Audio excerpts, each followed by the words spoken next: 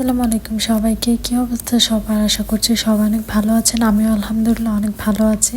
তো এখন কিন্তু বর্তমান ট্রেন্ডিং চলছে যে গেট রেডি উইথ মি, এরকম টাইপ ভিডিওগুলো কিন্তু এখন অনেক বেশি ভাইরাল। তারপর আমি চিন্তা করলাম এরকম একটা ভিডিও বানানো যাক। তো আমি যেহেতু আমার আন্টির বাসায় বেড়াতে যাচ্ছিলাম, তো তখন আমি রেডি হওয়ার আগে ভাবছিলাম যে এরকম কিছু একটা ভিডিও বানাই, কিন্তু আমি যেহেতু খুব সিম্পলি যাই, তো সেই জন্য আর কি সেরকম কোনো ভিডিও করাই হয় না। কিন্তু ভাবলাম আজকে একটু ভিডিও করি। আর সব থেকে হাস্যকর বিষয় হচ্ছে আমি যে লুজ পাউডারটা রাখি সবসময় এরকম টাইপের বক্সগুলোতে আমি আমার এই সব লুজ পাউডারগুলো রাখি। এগুলোর কিন্তু রেডিমেড কৌটোগুলোতে থাকে, বাট আমি এইভাবেই রাখতে আর কি অভ্যস্ত, সেই জন্যই রেখেছি।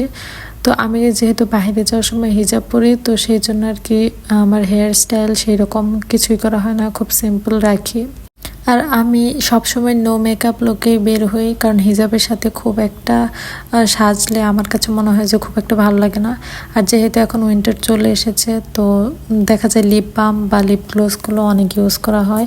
আর ম্যাট টাইপের এই লিপস্টিকটা আমি সবসময় ইউজ করি, বাট এটা শেড নাম্বার যে কি আসলে আমার খেয়াল নেই, যেহেতু এটা ইন্ডিয়ান একটা লিপস্টিক।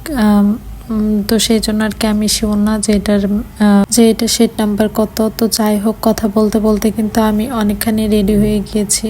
যেহেতু এই ভিডিওটা আমার ইউটিউব চ্যানেল আর পেজ দুই জায়গায় যাবে, তো যারা আমাকে এখন পর্যন্ত সাপোর্ট করছো না তারা কিন্তু অবশ্যই আমার চ্যানেলটিকে সাবস্ক্রাইব করতে পারো। আর যারা আমার পেজের আছো তারা কিন্তু অবশ্যই আমার চ্যানেলটিকে ফলো করে আমার চ্যানেলের সাথেই থাকবে। তো দেখতে দেখতেই কিন্তু আমার চুলে হেয়ার ব্যান্ডটা কমপ্লিট হয়ে গিয়েছে। আমি কিন্তু খুব নর্মালি চুলগুলোকে জাস্ট একটা হেয়ার ব্যান্ড দিয়ে বেঁধে নিয়েছি। আর তারপর যেহেতু আমি হিজাব পরবো, তাই সেরকম আর কোনো কিছু করা হয়নি। কয়েকদিন থেকে চিন্তা ভাবনা করছি যে হ্যাঁ, লাইভে গিয়ে কিছু কথাবার্তা বলবো তোমাদের সাথে, কিন্তু সেরকম কোনো অপশনসই হয়ে উঠছে না।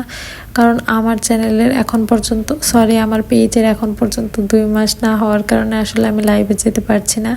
তো যাই হোক, আমার কিন্তু রেডি হওয়া শেষ। আর দেখেই কিন্তু বোঝা যাচ্ছে যে খুবই সিম্পল সাদামাটা একটা সাজগোজ হয়েছে। যাই হোক, আমার কাছে আসলে এভাবে বের হতে আমি কমফোর্ট ফিল করি, তো সেই জন্য আর কি সবসময় এভাবেই রেডি হই।